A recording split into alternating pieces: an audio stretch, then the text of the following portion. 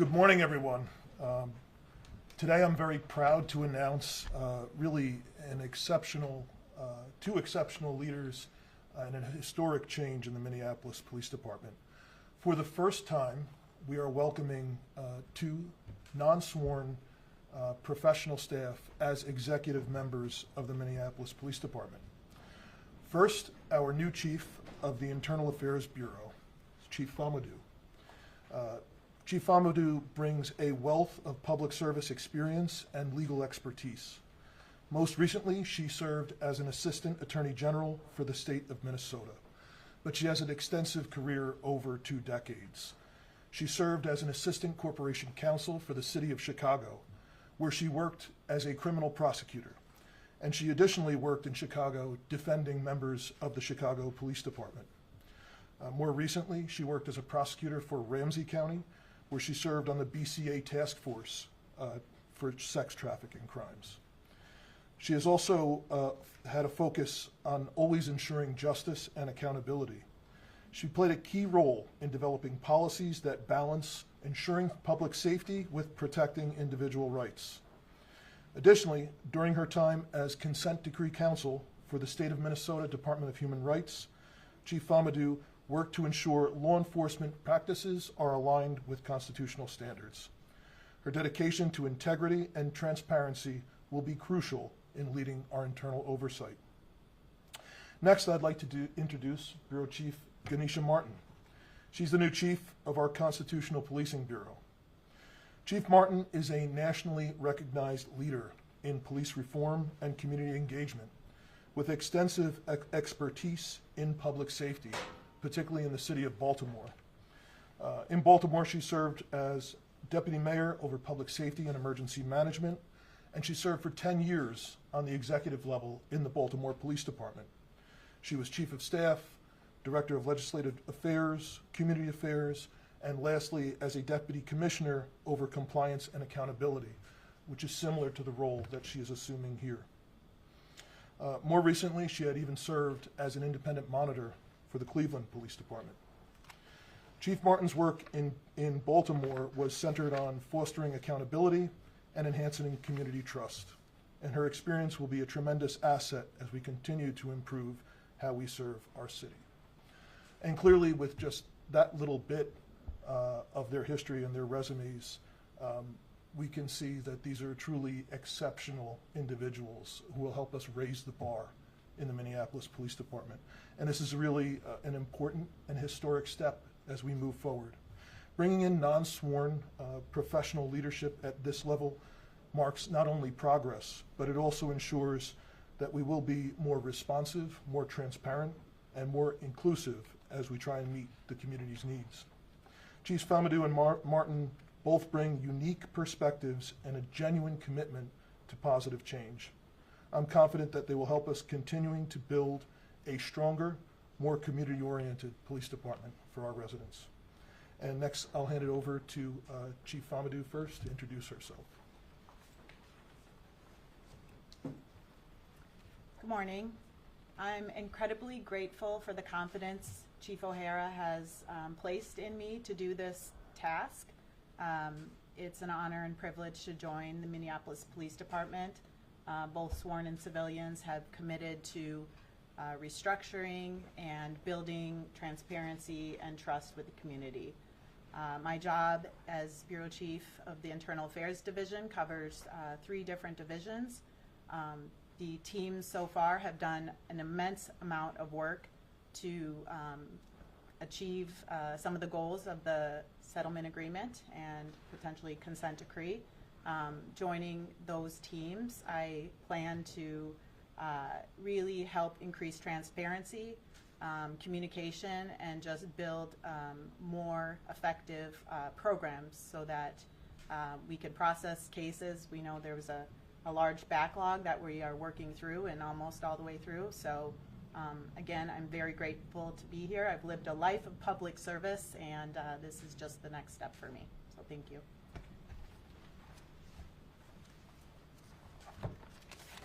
Thank you, and good morning. I too am extremely grateful to the chief for placing confidence in me to come and to continue the journey that has already started here. There are a lot of people who have been here on the ground, both in the police department and external to the police department, who have worked tremendously hard to move the city forward, and it's my honor to come and bring the experience that I have both in Baltimore City, as the chief mentioned, in Cleveland, also helping Oklahoma City and other communities and police departments around the country as they forge paths forward around constitutional policing.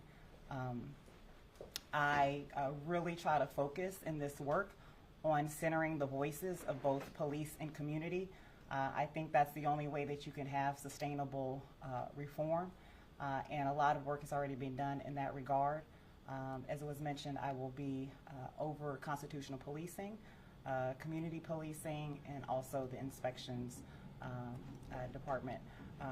Lastly, I'll just say that really my focus and my goal is to make sure to bring in national best practices from across the country that fit into the Minneapolis framework to ensure that we move this work forward expeditiously, but grounded in what will really work and really help move forward both the community and the police department. And again, it really just is an honor and a privilege to be able to bring my experience to be able to do that here at the police department. I just want to thank both of you again for being willing to take on these roles. Obviously, this is a challenge, but I'm really excited because this has been a long time coming. It took some time to create these positions in the first place, and then to try and recruit individuals.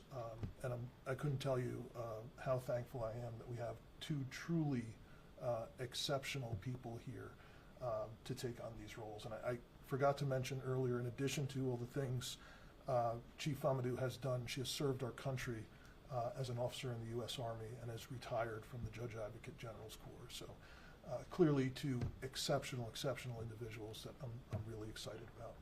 And we can open it up to any questions that you all may have. Chief, can you tell us how and who selected these positions? I did. Yep. You know, we did have a number of people apply, both locally, a few nationally. You know, I personally recruited these two. From knowing both of them over the years, I think they're both absolutely exceptional. I know that the consent decree at the federal level is sort of on hold. Yep. Maybe you can categorize that better than I can. Was this part of that effort initially from the federal or even the state suggested that you get two people from outside? Yeah. So Esme's question was, is this a part of what's contemplated in the consent decree? And the answer is no. This is my vision for what I believe is best for the Minneapolis Police Department, based not only on my experience, but also what other major cities across the country have done. Los Angeles, for example, Chicago, other major city police departments, Philadelphia, Washington, D.C., they have executive level staff that are civilian professionals that have education and experience and expertise on a level that sworn members don't, that are able to help us advance and really add more credibility and legitimacy to the work going forward. So this is not something that was required by the state MDHR agreement or anything that's contemplated in the DOJ consent decree. So what are the biggest changes here then to how things have been done traditionally in this department and how this will work out? The biggest change is in the past, you only had sworn members on the executive staff. You had deputy chiefs that were sworn members. These two individuals are not sworn, and they bring a whole lot of education and experiences and really a higher level of expertise than anything the department has had before to manage two particularly complex and high-profile positions. The implementation of these agreements on the constitutional policing side, and really just the ongoing work I've been trying to do the last 2 years to restructure internal affairs. Internal affairs became its own bureau. We have a commander now over the internal complaints section. We've created a force investigations team now with its own commander as well. And then separately, we have a candidate investigations unit to more thoroughly vet the people that are applying to become members of the department. So that's all growing out of the vision for the department going forward. And when you had announced these bureaus a couple years ago, and there were a couple of members of the department who were sworn officers, and are they still in those positions for these two bureaus? No, so the Internal Affairs Bureau has been vacant for some time. There was a deputy chief covering both. And more recently this year, Deputy Chief Glampy retired.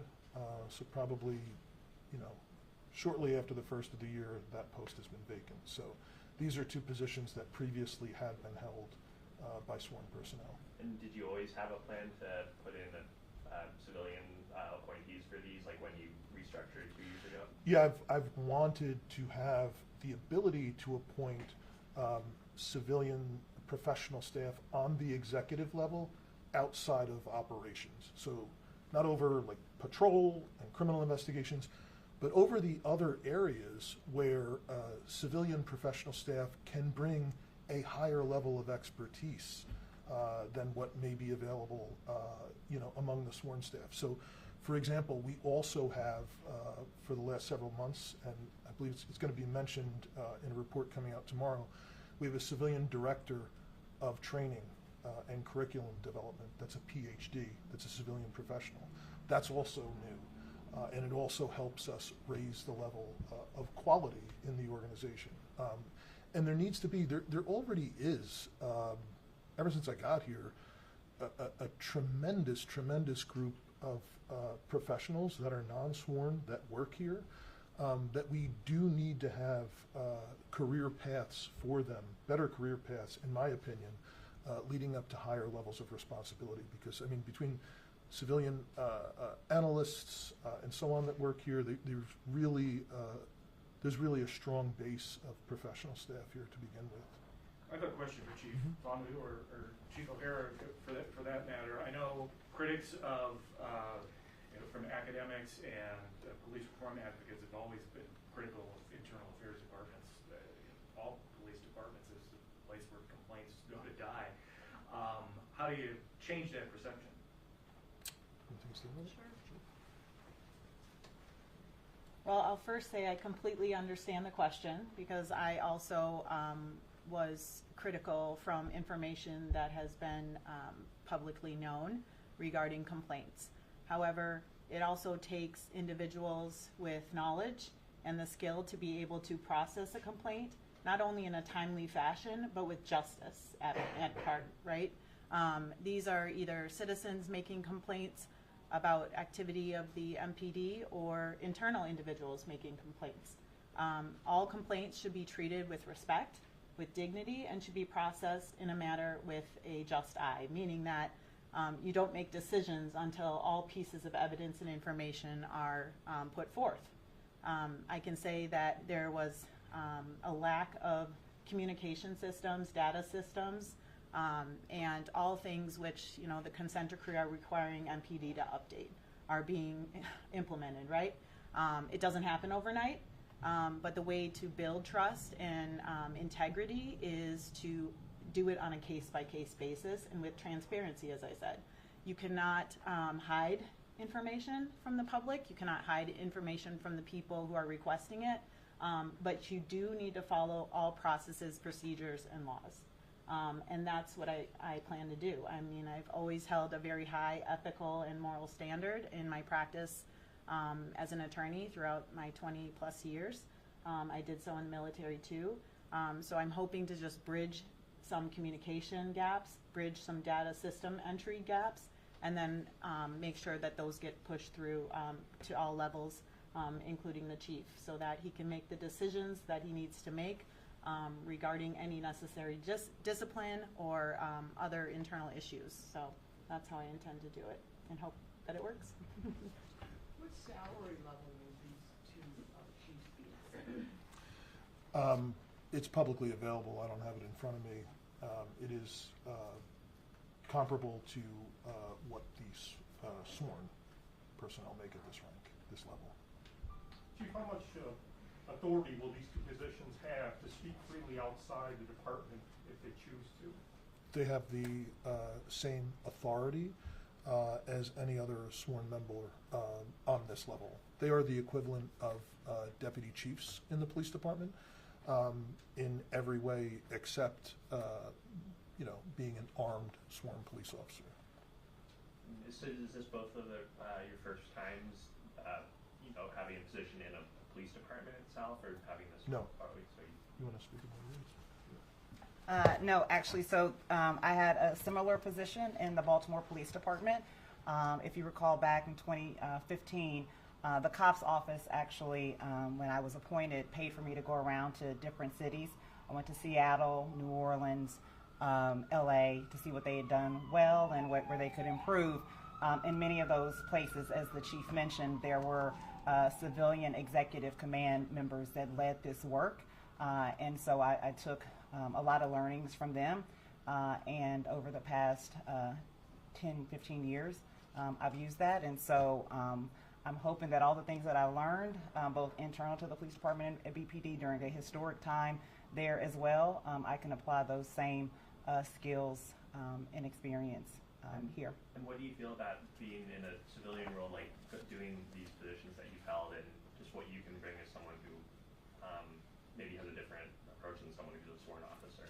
Yeah, so it's really key for any of this work that you have folks that have the expertise and lived experience to move the work forward, but you absolutely have to do it hand in hand with sworn members of the police department. This is a police department, and job one is keeping the city safe, keeping the community safe, right? And so you have to balance those things, keeping the community safe and the reforms when you're asset strained, right, in both personnel and financially. And so the way that I do this work, as I mentioned, is you have to center both police and community voice, and that is from the very front lines, rank and file, the ones that are out there pushing the squad car every day all the way up to the command staff. And then you've got to go talk to the community, the folks that have been affected, who have placed their hope and trust in this process. And if you do it any other way, then I think you're setting yourself up for failure. So certainly want to bring that experience to this as well. Yeah. I have a question for you. Yeah. Being that you've had this type of role before, what was your perception of the department before you joined it? Yeah, so thanks for asking that question, actually, because I came to Minneapolis probably about 4 years ago to do some focus groups in the police department. And I remember sitting, speaking with, I think it was the 3rd Precinct, and they were telling me about not really having a place to be able to go for roll call and all the things they were going through.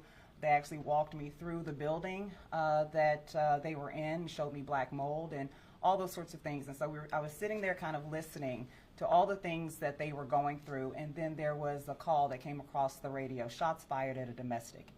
And they all jumped to and they all ran out to go to the call. And in my mind at that time, and I have done listening sessions and focus groups across the country, that one sticks with me still to this day, because I thought to myself, these are the people that we're asking to run to danger, run to, to help in that situation, and we should treat them better. And then fast forward to about 6 months ago, where I was at a gathering in Albuquerque around community violence intervention and violence prevention work, and there was a community member. If I had permission, I'd mention her name, but I don't. But she was sitting there, and the Albuquerque Community Safety had been given quite a bit of investment to move their programs along. And that woman from Minneapolis sat there with tears in her eyes, and she says, when will my city, when will my community get this type of investment? And I teared up with her. And so when Chief called me very persistently, I think you all know him in this city, and asked me to come, I had been wanting to help Minneapolis for the past 5 years, but hadn't had the opportunity to do that. So when he asked me, those two stories came to my mind, and it really is the reason why I came. It is going to be a tough job, but I think I see resilience in this city. I think in the years to come, people will turn around and look at Minneapolis for what is best in policing. It's going to take a lot of work, maybe some more tears shed, but I really think that we have the men and women, both in the police department and external, to get this done, and that's why I came here. What is your job going to look like on a day-to-day basis? I know people kind of know what internal affairs does, but what is the head of constitutional policing? Sure. So there's a couple of basic things that have to happen. You have a mandate in both the consent decree and the settlement agreement that dictates what you're supposed to do on certain time schedules. So the primary purpose will be trying to make sure that you have the staff and the staff are equipped and supported in a way that they can get that work done, both through the implementation unit and then also through the ranks. It is a difficult task. Again, you all know, you all report here, that when you're short-staffed, right, then it's hard to do your regular job, and then you're adding reform on top of it, which is a necessary thing to do, but it still is difficult. It takes time, it takes resources, and so really trying to balance and making sure you're bringing those evidence-based best practices here, but also not hindering the police department so much that they can't actually do their job. The other thing, and everybody doesn't necessarily do it this way, I think it's critical to bring in different stakeholders, so not only the activist community, but also the business community. I think this has to be a whole of city response to something that is so important to us. So I spend quite a bit of time talking to stakeholders. I'll also be doing some ride-alongs, I've already started talking to some of the rank and file. And then, so I always talk about the words of the consent decree and the settlement agreement, and then the spirit of it, right? The letter of the law and then the spirit of it. And so you've got to get that letter done, but I also try to use that as a baseline to create transformational change. And so I'll be doing a little bit of both on a daily basis. Does that help? Yeah. Okay. It is. Chief, do you have any, or for either of you, just like any time frames or what you're hoping for to see some results changes to what you'll be doing here? So I'll say this and then I'll pass it on. Again, you guys know the chief. He wanted everything done yesterday. So there's a lot of work to be done. But again, the settlement agreement and the monitoring team or the independent evaluator have certain deadlines that are spelled out. And so we'll be doing everything that we can to make sure to meet those expectations. Chief Famodu, how do you hit the ground running? Yeah, so I've been here for about a month now, and change is both something people demand and don't want, right? So it's a constant push and pull, and I began by just listening, getting to know people, seeing how the system that is in place works and doesn't work right now, and then you don't push change down anyone's throats, right? You invite them to want it themselves. You invite them to do the work that it takes to be the best, right? I personally want to be the best version of myself every day. I want to do the right thing every day. But that's something that I can't make somebody else want to do. I want them to see what that looks like. So for me and my team, it's getting to know the commanders, getting to know the staff, both sworn and civilian, and then working with them on, hey, have you tried this? What would this look like? And then working with the monitoring team, of course, on their expertise. So interweaving both what we have with what we want to be, and then taking the steps sort of slowly to achieve it. Again, this is not something that's going to happen overnight. That is an expectation that just needs to be off the table. This is something that even the monitoring team and MDHR know is a 10-year process at minimum. So if I came in here and said, oh, I'm going to make change overnight, I might as well walk out that door. I know that I have to set some goals 30 days, some goals 60 days, some goals 180 days, and some 10 years. So you really have to look at both the consent decree, the settlement agreement, and what's really going on inside to make sure that you are having expectations that are reachable. What's your backlog look like for complaints and that sort of thing? I know there's both civilian complaints and then internal stuff you were doing, right? Yeah, I mean, the report's going to come out tomorrow, so everybody's going to have an opportunity to read that. But I will say this, the work that has already been done is so immense, both on the backlog and the current. Cases don't stop just because you have a backlog, right? So what I can say is the team has done an immense amount of work with so few hands, right? Mm-hmm. Everyone is wearing 3 to 4 hats minimum to do a single job. You're constantly putting out fires that you don't necessarily anticipate, and you really do what you can with what you have. And then always just try to keep a positive attitude as to what you're going to achieve tomorrow. So I can tell you that the backlog significantly decreased, Mm-hmm. and you'll read the numbers tomorrow. Yep. Yep. And just to add a little clarity to that with the backlog, because we're actually talking about two different backlogs just in MPD, and then a third being the backlog at OPCR under the Department of Civil Rights. So just within MPD, we're talking about significant progress clearing out the backlog of internal affairs administrative cases. Those are what you would typically think of as an IA investigation. Very, very significant clearing of that backlog. So that's one. The other half is I have, as I mentioned earlier, created a force investigations team.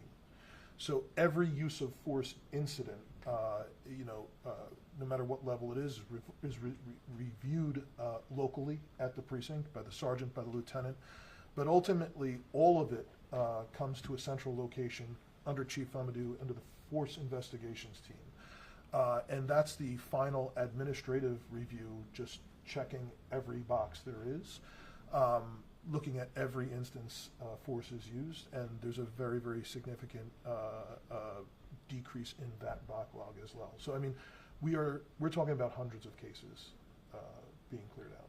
Can you clarify what this report is? Is it just on internal affairs, or those two things you were just mentioning? We are expecting very, very soon a release of the independent monitor's semi-annual report.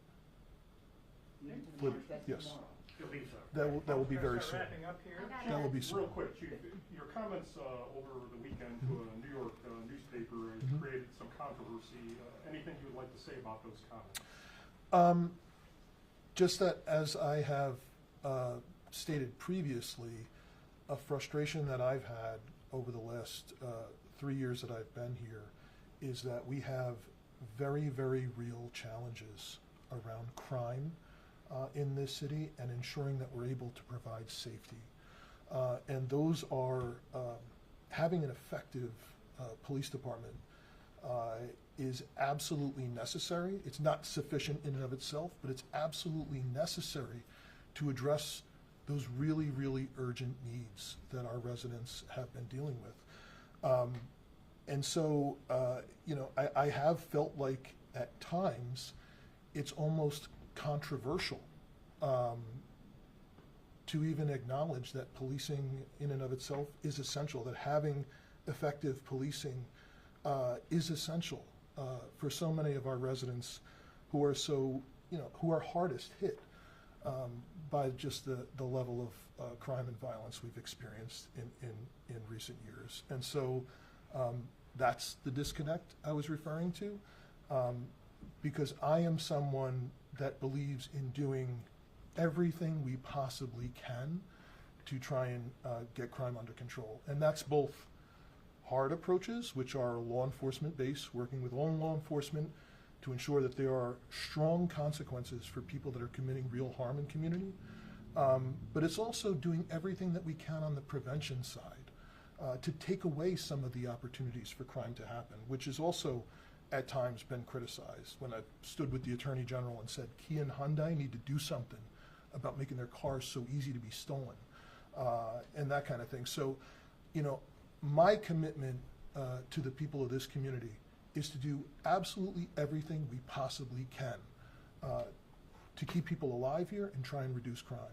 And to me, that's something those are things and decisions we should be making free of any ideological lens. I have to ask you this too. I know it's been brought up before, but are you prepared for the Trump administration to potentially pardon Derek Chauvin and roll back the consent decree? So I was in DC last week, and I've literally had police chiefs from around the country ask me that question. And I'll tell you what I've told them. There is absolutely no credible information we have to suggest that's going to happen. So let me just get that off right from the beginning. Secondly, what I would say to that, we all saw that video. We all knew it was wrong, including the president 5 years ago. And if you're not familiar with what he said, Google it. Google his reaction to that video. So, you know, while there certainly is no credible information that something like that would happen, of course, because there's all these rumors, we've been in communication with our partners at the state, at the federal level, to ensure that we and all of our partners are prepared in the event that something like that happens and it causes some type of civil disturbance. But to be clear, there is no credible information that something like that is imminent. Thanks so much, folks. Thank you.